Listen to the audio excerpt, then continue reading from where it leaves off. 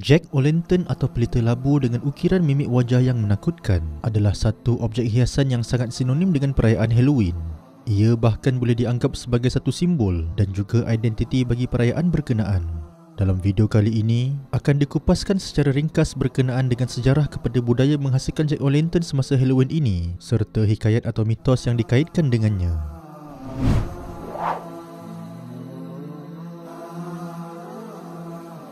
Dihasilkan daripada labu yang telah dibuangkan rambu dan bijinya, budaya mengukir labu untuk dijadikan geluk pelita dengan mimik wajah yang menakutkan semasa Halloween ini dipercayai berasal daripada amalan tradisi masyarakat Ireland yang mengukir ukiran mimik wajah pada lobak bulat bagi dijadikan geluk pelita.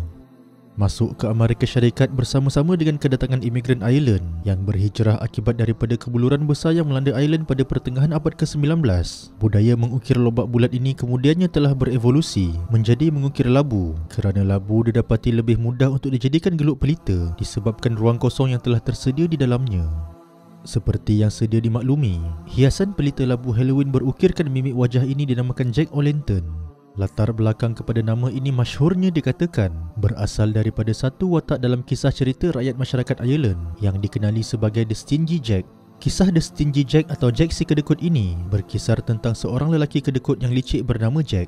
Atas kelicikannya, Jack dikatakan telah berjaya memperdaya iblis sebanyak 2 kali yang menyebabkan iblis selepas Tuhan menghalang Jack daripada memasuki syurga setelah mati, turut tidak membenarkannya untuk memasuki neraka yang merupakan wilayah kekuasaannya menurut kepercayaan masyarakat awam barat.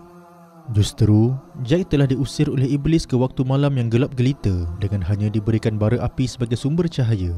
Jack kemudiannya telah memasukkan bara api tersebut ke dalam lobak bulat yang diukir menjadi pelita tanglung dan mula berkeliaran di bumi dengannya semenjak itu.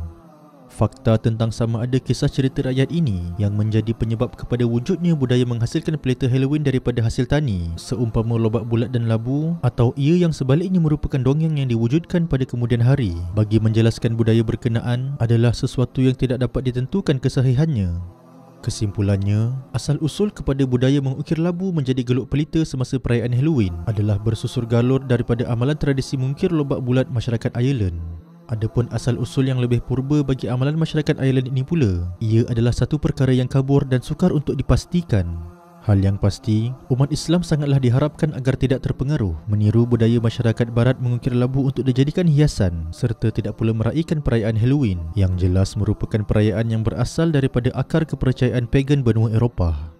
Ingatlah kita kepada sabda Nabi Muhammad SAW, "Man tashabbaha biqaumin fahuwa minhum." Barang siapa yang menyerupai sesuatu kaum, maka dia adalah daripada kalangan mereka. Sunan Abu Daud.